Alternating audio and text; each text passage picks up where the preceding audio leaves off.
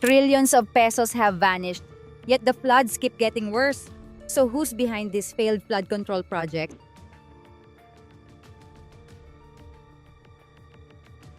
Only here on Janine the Judge, we uncovered the story behind flood control projects that made people cry every time the rain pours. Let's dive into Rewind.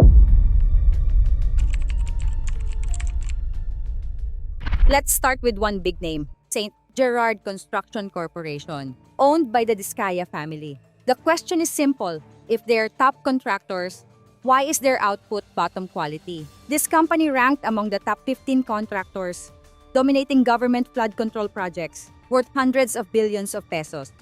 And here's the kicker.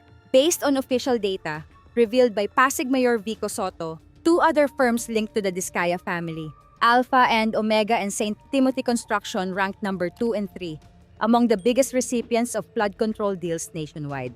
Together, Discaya-linked firms bagged over 400 projects worth nearly 30 billion pesos. And this isn't new. A PCIJ investigation back in 2018 had already flagged St. Gerard was among the country's top 10 contractors for delays, fraud, and even blacklisting. Yet despite this record, they still secured billion-peso flood control contracts. Where did the trillions in flood control funds go? Money meant to protect people simply vanished. The Commission on Audit, or TOA, and Revelations by Senator Panfilo Lacson exposed that nearly half of these trillions disappeared due to corruption and misuse. In short, for every 2 pesos released, 1 peso vanished, not into rivers, but into pockets. Meanwhile, communities in Bulacan, Davao, and Pasig kept losing their homes to recurring floods. Families displaced again and again, abandoned as waters rise. And what remains is one question: who should be held accountable? Today, we're still paying the price of the past.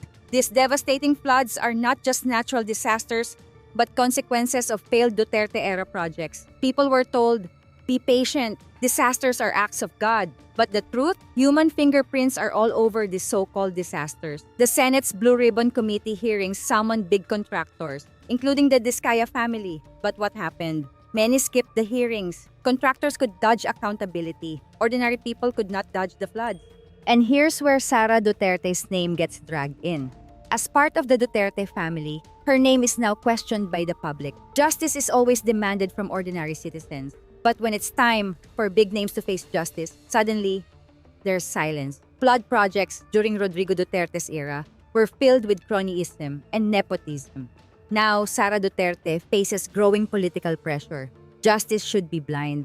But when it comes to powerful names, the law suddenly turns blind in one eye. Flood control corruption isn't just about stealing money. It's a crime against humanity because lives are at stake.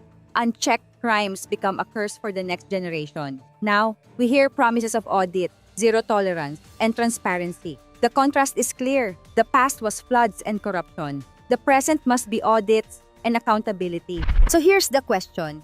Will we stay silent and let the flood project mafia thrive, or finally raise our voices? Drop your thoughts in the comments and don't forget to subscribe so we can keep uncovering the truth together. See you in the next Rewind.